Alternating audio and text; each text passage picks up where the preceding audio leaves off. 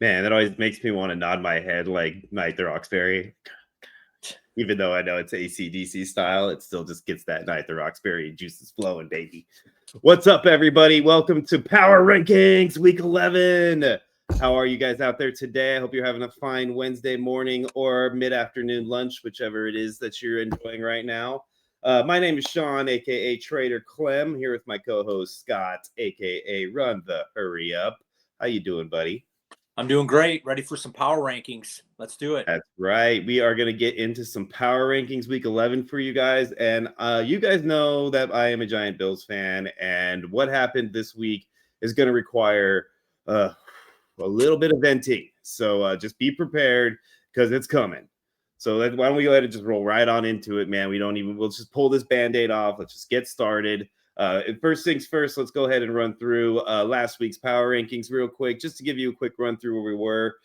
Scott, he was at Eagles with his number one spot, followed by the Seahawks, Colts, Bills, Patriots, Rams, Broncos, Lions, Chiefs, and Packers. I had the Colts at number one, followed by the Eagles, Patriots, Broncos, Bills, Seahawks, Rams, Packers, Chiefs, and Lions. So you guys know they were 100% B movement. It is coming, and it is coming fast and furious. So let's go ahead and get started on that and see who starts out at the bottom. Our first up, we're going to go ahead and get through our 6 through 10 each. My 6 through 10, I have the Lions, Broncos, Chargers, Chiefs, Bills in that order. Yes, I dropped the Bills all the way to 10. Scott, he has the Seahawks, Lions, Bills, Chiefs, and Chargers in that order. Scott, let's go ahead and just go right into it here, man. You got them at 8. I got them at 10. I mean, did you keep them above the Chiefs just because they beat them head to head? Do you really think that they did belong at 8 right now? I mean, I almost threw them out of the top 10 completely. I was so upset over that loss. The way that they came out and played that game was just horrendous. So do you really think that they belong to be at 8, or is it just that you couldn't quite drop them lower yet after they beat the Chiefs last week? I mean, every team deserves to have a game where they just don't show up. I mean, the best teams. This is the National Football League. We call it the National Fake You Out League because you just never know. And everyone, I mean, if you're in Survivor and you're playing and you had the Bills against the Dolphins, you're probably out. So you're 100% right. I didn't drop them below the Chiefs because they did beat the Chiefs. So yeah, I think a drop from where I had them last week down to 8 is a sweet spot for them. So I'm gonna leave them there. I expect them to bounce back next week. I mean, you're a nicer guy than I am. I put them below the Chiefs because even though they beat the Chiefs, they lost to the stupid Dolphins, man. You can't lose to the Dolphins and let Mike McDaniel troll your fans like that. You just can't do that and expect to stay above the Chiefs just because you beat them one time. I'm sorry, man. The Chiefs right now, if you were to put them on the same field together, the Chiefs will still probably be favored over the Bills, even though they won last week.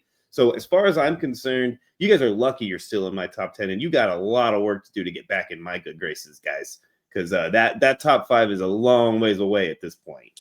Wow, harsh. Stupid Bills. Anyways, let's go ahead and move on. Let's flip the script here. Let's talk about the Chargers. You have them at 10. I have them at 8, the exact opposite. So why do you have the Chargers down below the Chiefs and the Bills and when I have them up above? Because in my opinion, they looked a lot better than the Bills did. So what's going on here, dude? Well, they were out of my top 10 last week, so I got them back in. They're doing well. They got their, I'm big on the, the conference, and they're 6-1 in the conference.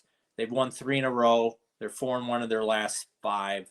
And they do have 7 wins. The defense, still playing pretty decent. They got a 37 net point differential. So I mean, it was close. It was either going to be them or I was going to keep the Packers in there. But considering the Packers, lost at home, I had to bump them out, and I put the Chargers in at number 10. All right, we're gonna save the Broncos and Seahawks for a little later because obviously each of us has each of one of them in our top 5. So we'll discuss that when we get to that point. Let's talk a little Lions real quick before we move out of this group. They're only one number off for you. Why would you have them down at 7 and not any higher? I think that it's pretty obvious to me why you did that, because you're just obviously a Lions hater. You don't seem to want your team to do well, or at least want to root for them. It might be some sort of an issue you have from all those years of being considered a losing squad? I don't know. But you do not give the Lions the love they deserve. Why? I just still don't believe in the defense. I mean, they give up too many points. They're banged up on the back end still. I mean, if they get healthy, like I said last week, as long as they get healthy on the back end and the defense starts playing better, I'll start moving them up the board. But the offense can definitely score points, and they beat up on a Commanders team that's just atrocious right now and disgusting. So with the injuries and just the terrible secondary. So I mean, a win's a win no matter where you get it in the NFL. But I mean, I don't really consider that a top tier win. So I got them right behind the Seahawks because I love the Seahawks defense. Sam Darnold's playing, awesome football, and it's hard to beat Seattle in Seattle. It's a tough place to play. So I mean, the Lions at Ford Field, that's a tough place to play too, and maybe this will change next week.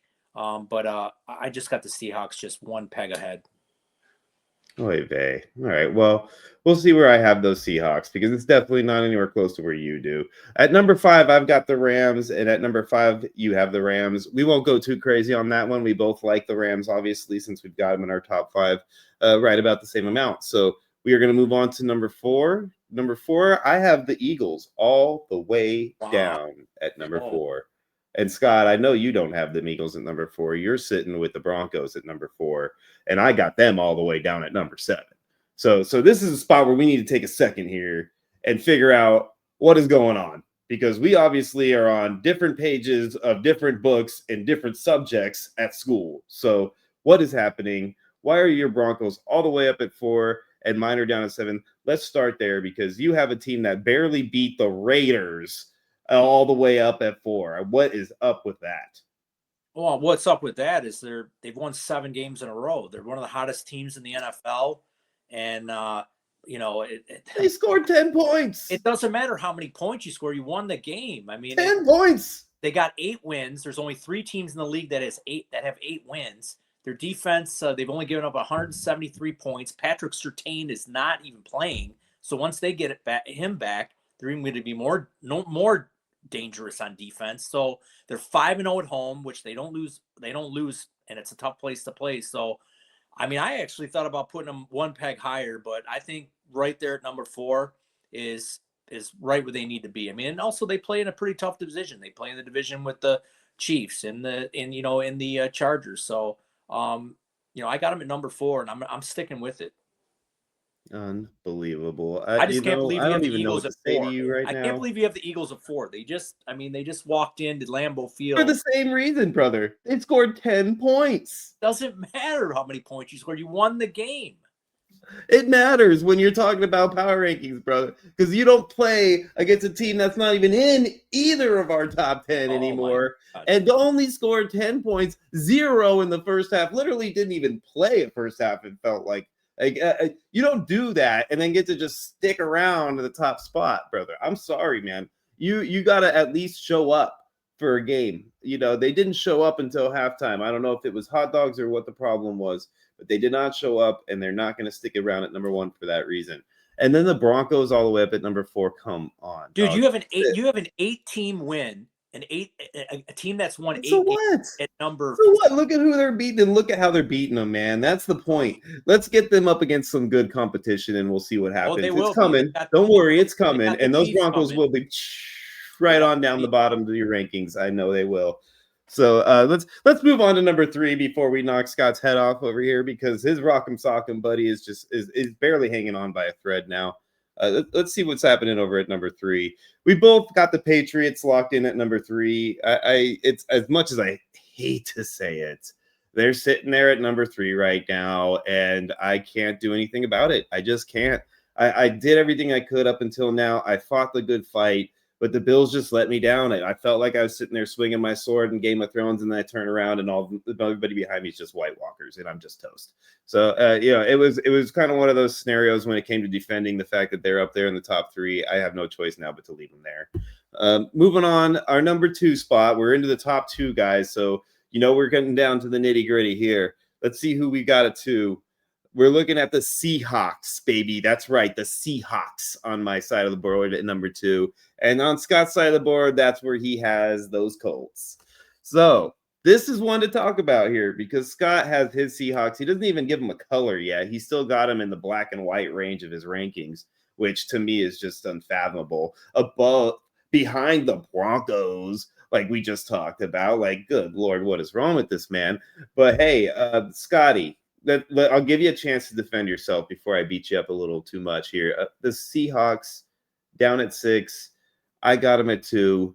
Is it the fact that I'm just that much higher on them than the average man, or are you just blind to the green and blue here from the Seahawks? What's up?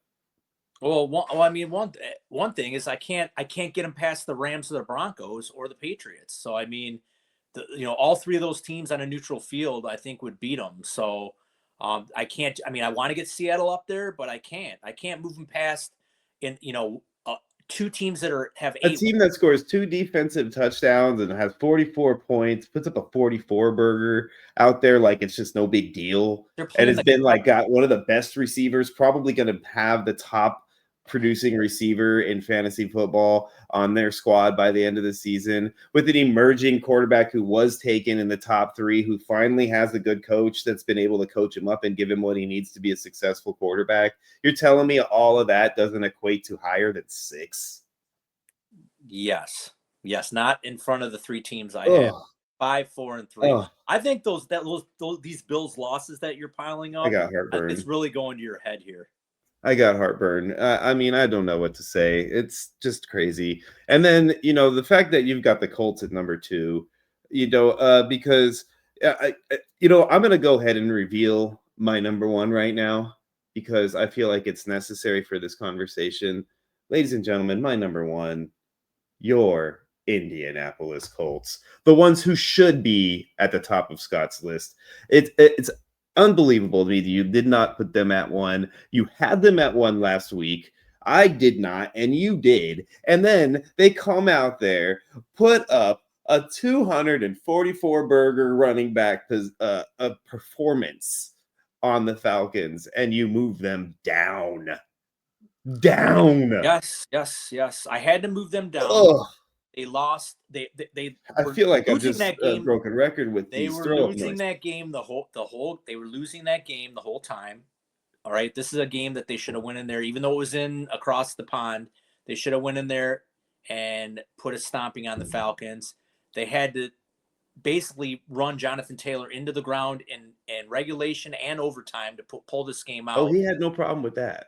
No, he didn't. A lot of fun. That just shows you that the team runs strictly through Jonathan Taylor. So because of that performance, I had to just drop him down a peg. I wonder if that's a Super Bowl winning formula. Let me think back and let's think about teams going through good defense, running backs, and good enough quarterback play that have won Super Bowls. Has it been done before? Multiple times, Scott.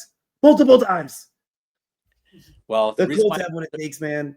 Well, they definitely have what it takes. They definitely have what it takes. But, I had to move the Eagles into number 1 because it's so hard to walk into Lambeau Field when it's cold and crappy and windy and go ahead and beat the Packers at home.